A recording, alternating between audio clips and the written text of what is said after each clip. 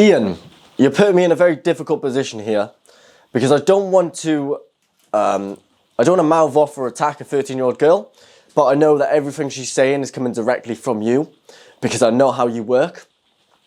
And so, you know, in this situation, no matter what I lose, this is mine or your beef. Yeah, this isn't about her. I literally said in the messages, Jasmine is and always will be welcome at any of our events. What I said was, you are not. Because you made it so the entire time we had to work around your schedule. It was my event.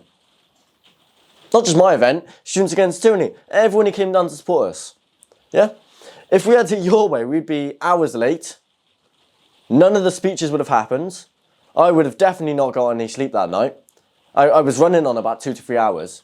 But we'll go through that in just a second. So, listen, there's a lot of other things that happened I'm not going to mention here. The reason I'm not going to mention them is because I'd much rather this be sorted out privately. And actually, we sorted this out privately, so I thought. Yeah. I think it's despicable that you are talking through your 13-year-old when it's your and my issue. Nothing to do with her. And these allegations that she's making on your behalf that I was verbally abusive is absolutely despicable, considering you called me selfish for wanting to have a schedule set in place for me, because I was the organiser of the demonstration. My speech hadn't even been finished that night. And I was running around trying to sort out that speech, deal with the other speakers that we had, because we had 8 of them overall, including yourselves. And it just wasn't fair. Because it wasn't just you we made accommodations for, it was me, it was other speakers, it was other members of Students Against Tyranny. But we had to constantly pander to your needs. That wasn't fair on me, it wasn't fair on my team, wasn't fair on my cameramen, wasn't fair on Sid, wasn't fair on any members of Students Against Tyranny, and definitely wasn't fair on the people who turned up that day and dealt with a very tired James.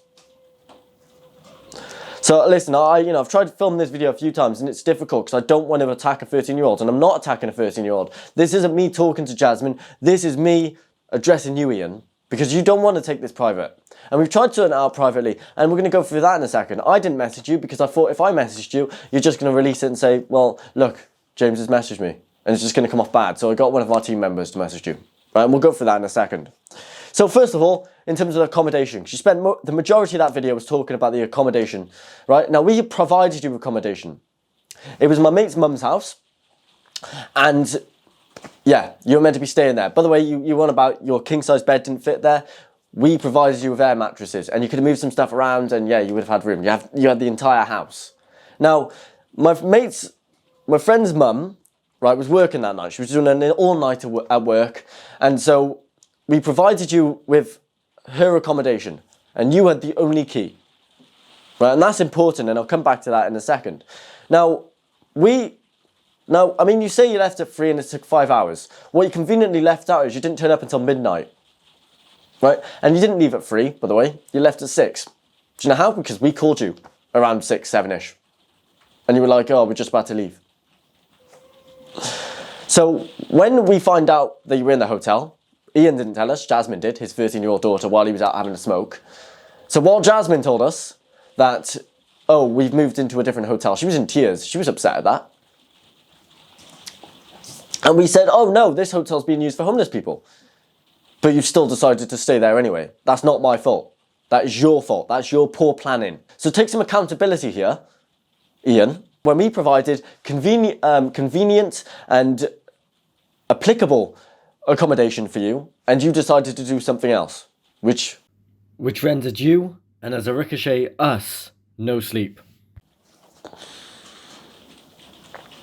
Now, why you want to talk about bad accommodation, and obviously my friend provided us with something really nice, and we still got, we got a good few hours, and this isn't his fault, obviously, but we slept on a couch, and we were fine with that. And obviously you are older, so I do understand your need for more suitable accommodation. But trust me, my mate's mum's house would have been much nicer than the hotel you stayed in. Before we move on to the next part of that section, you want to tell us there were no reviews for this hotel? Well, we found them.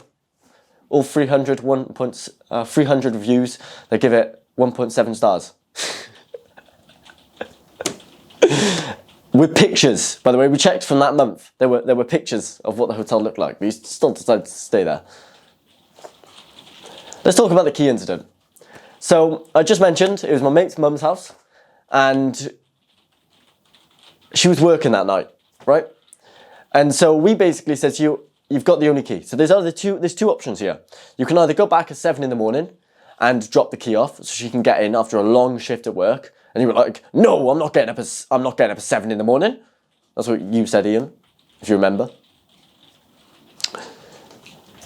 And so we were like, well, you're going to have to drop it now to her. And this was a massive fact, by the way. You had a car. But who went? You sent your 13-year-old daughter with one of your friends, who was very elderly, to walk 15 minutes through the streets of Manchester to drop off the key while you stayed in the hotel. That's all I'm going to say on that situation. I'll let the viewers decide what to think of that. It is time you take accountability in.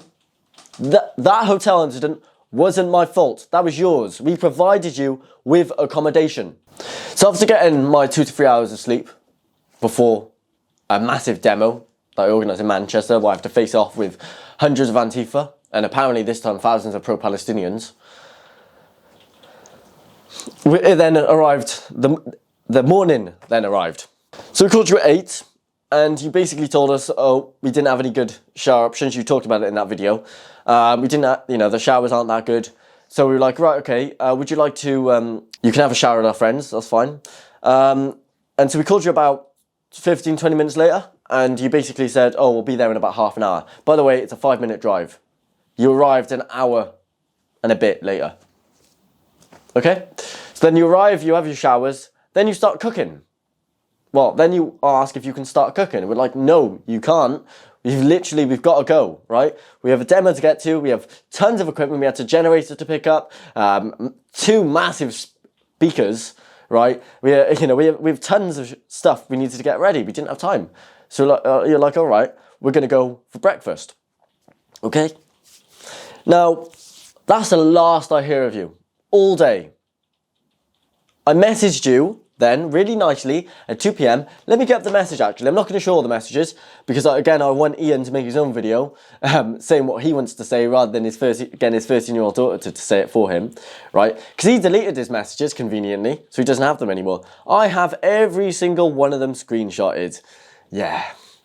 So I messaged exactly at 2 p.m. Hi guys, where you to? You basically told me you went for a bite to eat at KFC and you fell asleep. Again, I've got these messages.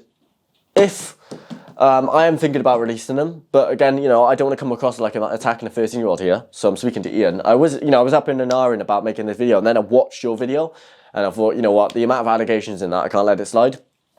So yeah, I messaged you at 2, really nicely actually, and asking where you were, and you told me about 15 minutes later you fallen asleep. Don't know why you couldn't have told me that before you fell asleep. You told me that afterwards while I was waiting for you. But it's what it is. Now, in that video as well, you also mentioned that you were talking before you fell asleep that you didn't want to go with your dad. Now, it would have been the courteous thing to do would have been to tell me, the organiser of the event, that you weren't going to turn up. So pretty much thanks for telling me that you just decided to ignore me that day. I really appreciate that. And again, this isn't at Jasmine, she's 13. This is at Ian, her dad, her role model, who should have been the one to say, no, the polite thing to do is let James know. Because that is the polite thing to do. Now, I was stewing on this for ages. A lot of my team remember how visibly upset and annoyed I was. So we were deciding, is it worth Students Against Tyranny not inviting them to any events? After having a little discourse with members of our team, as well as admins on our website, Telegram, etc., we basically decided, yeah, we are going to stop inviting you to events. And again, the polite thing to do is tell you that, right? So I told you, Ian, I didn't tell Jasmine, and I've got the message, right? And you know what? I'm going to read it out. So I waited up until midnight, staying awake as well, while Jasmine received an abundance of calls instead of sleeping. I had a speech to write and had to get up early for a demo. Your behaviour was incredibly selfish. The whole world does not revolve around you. I was on a schedule, stressed out as fuck, and you just added to that stress. I have no problem with Jasmine, but don't think you'll be invited to one of my events again. That was to Ian, right? This is a message to Ian, not Jasmine. Also, no one explains things in pretty much that detail. It's a pretty evident lie. We warned you about that hotel and you stayed there anyway. because he went through, like, it was like when he was telling me he fell asleep, like this is one of it. Grabbed a coffee and sat in the van. It was nice and warm, and we had music and ended up falling asleep. But then we just found out in the video that you lied and you actually discussed beforehand that you weren't going to come. So you lied to me in that message. Thanks.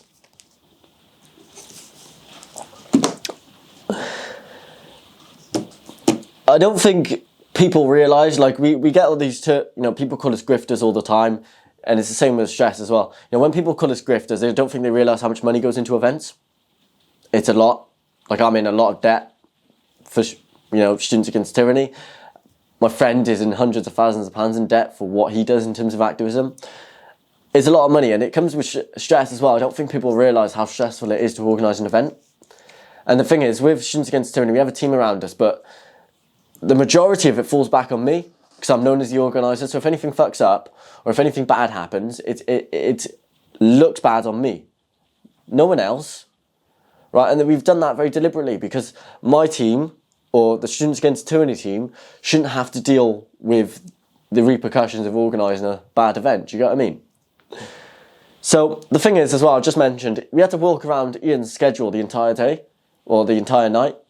Right, the world, as I said in that message, does not revolve around him.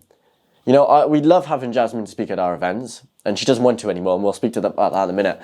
We love having Jasmine speak at our events, and we'd love to work with her more, but we can't work around their, the whole world does not revolve around them. It revolves around the people who spend hours and hundreds of pounds travelling to our demonstration.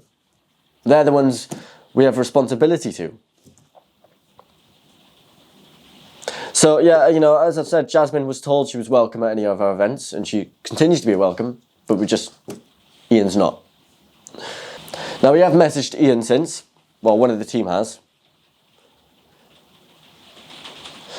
Ian, I can't believe you're speaking through your 13-year-old daughter publicly.